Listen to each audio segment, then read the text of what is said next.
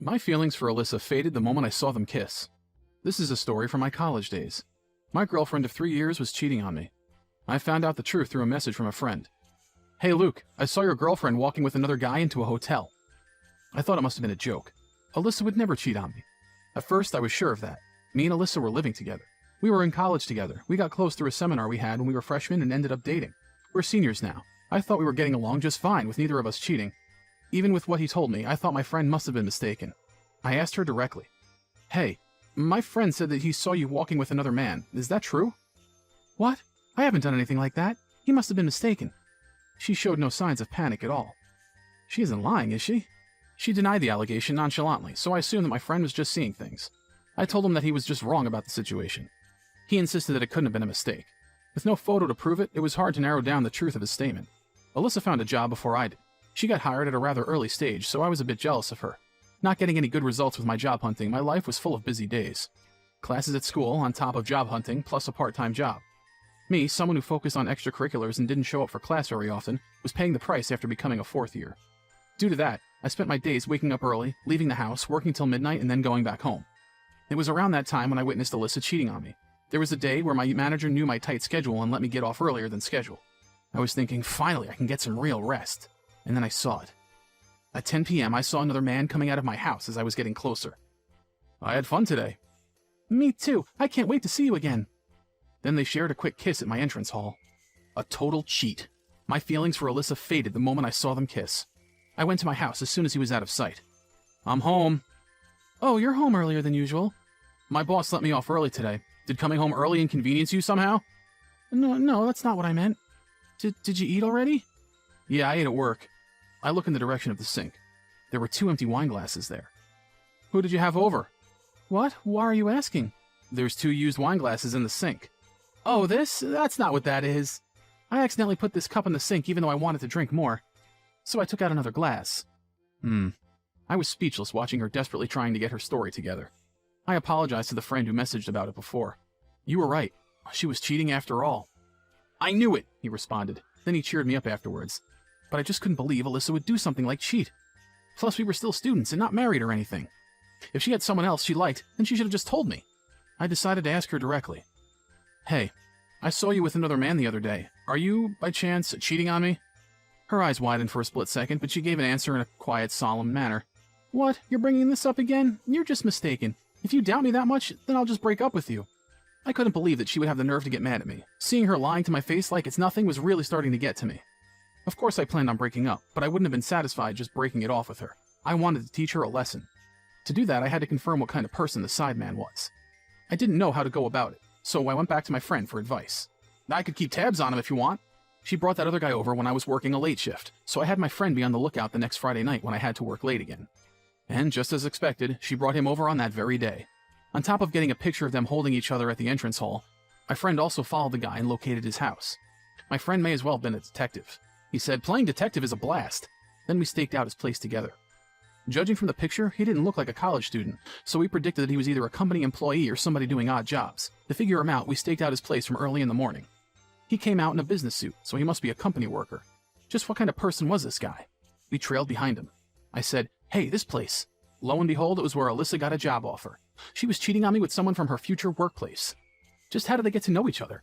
I couldn't imagine the steps that led to her cheating on me. He didn't seem to be an interviewer, and they couldn't have been acquaintances before because there seemed to be a difference in age as well. Then I realized, it all must have started from an alumni visit. There was no mistaking it. Meaning that if he was from the same college as me and Alyssa, then they would have been able to meet at the event. That was my hypothesis. My clear read on the situation was that Alyssa was able to meet the sideman at the alumni visit. His name was Adam, 30 years old with a ring on his left ring finger. That's right, Alyssa was his mistress, which meant that both of them were two-timing. I couldn't forgive him or Alyssa for what they did. My desire to teach them a lesson only deepened. I decided to set up a trap for Alyssa. I lied and told her that the seniors from my club were taking a trip together over the weekend. Alyssa had to work during the day, so it would be nighttime by the time she brought him over. I got some help from my friend and moved all of my belongings at my house to another place. I actually already made the arrangements for the new room and broke the contract with the other one beforehand. The house was originally under my name, and Alyssa just started living with me somewhere along the way. They wouldn't care if I cut the contract without her consent. Like that, all of my belongings were cleared from the house, and all that remained was a more or less empty shell. All we had to do was wait for them now. And just as planned, Alyssa and her plaything came around on the night of that day. I waited for them to get out of the car and enter the house, and then went right in front of the room. I heard her scream, "What the hell is going on in here?" from the front of the entrance hall. Then my phone rang. Hello? Luke, what is this? All of your stuff is gone from the apartment. What you see is what it is. I opened the door to the entrance with full force. Alyssa let out a scream. The sideman did the same in a deep voice. Why are you here? So you were cheating all along. You can't lie your way out of this one. What? What about your trip? That was obviously a lie. It was all just to set you guys up. You lied to me? And why is your stuff gone? I brought them to my new place. There's no longer a contract on this apartment, so get your stuff together and leave by the end of the month. That's cruel. You're the worst. Who's really the worst? You were the one that was sneaking around cheating. The sideman must have felt awkward, so he tried leaving the scene. I stopped him and said, "What are you doing? I need to have you here too." "Nah, you guys should talk this one out. I'm leaving." He tried to force his way out, so I sent a message to my friend waiting downstairs. The entrance hall opened with a click. The man said, "Naomi, why are you here?" "I knew you were cheating on me, so I have pictures to prove it and everything." Miss Naomi was the man's wife. The photo for proof was taken by my friend. "Both of you guys are coming back home with me. Both of your parents will be there too, so you better prepare yourselves." What? Both Alyssa and Adam sank down to the floor. Miss Naomi looked down on them without an ounce of pity. Following that, Alyssa and Adam got chewed out by Miss Naomi and their parents. Apparently, they got divorced as well. On top of that, Miss Naomi reported all of this to Adam's company, resulting in Alyssa getting her job offer rescinded. The sideman got demoted to a physical labor position in the countryside, and Alyssa had to start job hunting again. At the same time, she had to load on more shifts at her part-time job to pay off the consolation money she owed. She was on a tight schedule and a tough position. Truly serves her right. On the other hand, I got into a company in the field of work I was interested in and was able to graduate on time. I'm deciding to just focus on my job for the time being, but if I do happen to fall in love again, I want to make sure I date a genuine person. Thank you for listening the whole way through. How did you like my story? Feel free to hit the subscribe button. I'll see you at my next talk. My name's Tom, and I work as a businessman. My kid depends on the money I bring in for my job, so even though I'm recently divorced, I haven't exactly been living it up, and I just can't spend money on anything I want. But my kid, my only daughter, has maybe had a hard time being raised by a single parent, my ex-wife. But I guess it can't be helped. All I can do is work as hard as I can to do my part. One day, though, I got a rare call from my daughter, Riley. I hadn't been to see her in a while, so I thought she just wanted a present or something. I thought it'd just be a normal conversation when I picked up the phone, but I was met with the sound of her tears as I picked up. "How could you, Dad? I got expelled from high school because you stopped sending your child support every month." The whole situation sounded so ridiculous that I couldn't really process what she was saying at first.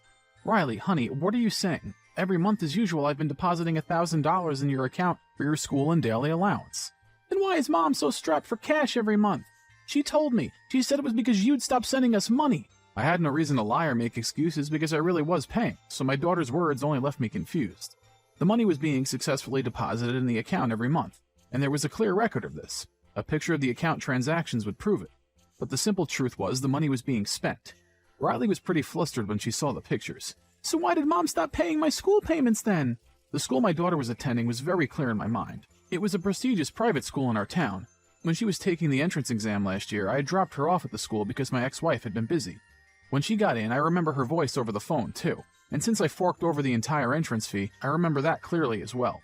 "Riley, I'll make things right. Let me talk to your mom and find out." So I gave my ex a call. I thought there must be some honest mix-up going on, or rather I wanted to believe that my ex-wife wasn't doing anything bad. But unfortunately it wasn't, and I slowly learned the real truth behind it all. My ex-wife, Monica, filled me in about the real reason, almost like it was supposed to make sense. "I quit my job and have had to make ends meet to pay for my living expenses. It's unfortunate for Riley, but I needed the money." I honestly heard it all at first in sudden disbelief, but the urgency of the whole situation made me come back to myself. That doesn't quite add up. The real issue here is that Riley has been expelled. As a mother, can you really stand by and let this happen to her? "Well, what do you expect me to do? I'll transfer her to a public school. She'll be fine there. I'll talk to her about it tomorrow. Just keep sending the money like you have been, okay? I gotta go." And then she just hung up. And if what she said was true, I had to call Riley as soon as possible. But right after Monica hung up, I gave Riley a call. But to my surprise, Riley seemed skeptical about her mom's story. "Mom quit her job? That can't be right. She's still leaving for work every day in her dress clothes. We only get a little bit of time in the morning together because she's had a lot of overtime work lately. At least that's what she claims. Why would she lie?" It definitely wasn't adding up. I started to realize that a phone call wouldn't clear it up either. It had become a rather dire situation. The truths and lies still had to be sorted. But as to how I would do that, I had no idea. Dad, I'm just glad to know that you've still been supporting me. I'm sorry I ever doubted you. Don't worry about me, honey. I'm more concerned about you now. What's the house been like these days? Specifically, what has your mom been saying and doing? I've got to know to make sense of it all. I guess I've started to wonder if I can really trust Mom, too. Just let me know what you want me to do to help. I think if I poked around a bit, I'd be able to find what's going on. I'll let you know. I had no idea what she would do, but it turns out she checked her mother's purse and phone history as part of her search. Maybe I should have been more upset by this invasion of my ex-privacy, but I thought more so that it was a necessary evil. To be honest, I'd almost lost my daughter's trust over the whole thing. I also had a right to know as Riley's father. And if Monica wasn't going to admit the truth, this might be the only way they'd find out the real story. The whole situation makes me a bit uneasy, but I guess I could just try to do it quietly, okay? After a few days, I got a call that I assumed to be the report from Riley. There are messages from some guy I don't know on Mom's phone. A new boyfriend, perhaps, I thought. And to be honest, this wasn't such a big deal to me, nor did I have a right to complain. We were divorced after all. But that was odd to me, the fact that Monica hadn't thought to tell Riley about this new man in her life. If he did become her stepdad, Riley had a right to know beforehand. It just felt unnatural that Monica hadn't let them meet yet. I called her office and they said she was there, so she's actually been working. The weird thing, though, was that she hasn't had any overtime at all. Her coworker told me she's been leaving every day at 5. So I guess that means she's been going somewhere afterwards every day. She was with him. That was the thought that jumped into my mind. But the point was that if this guy became part of the family, he wouldn't be able to remain a secret from our daughter. Maybe they just started dating or something. In any case, I now had a better idea of the actual situation, and why Monica had set me up as the bad guy, to hide the truth from Riley.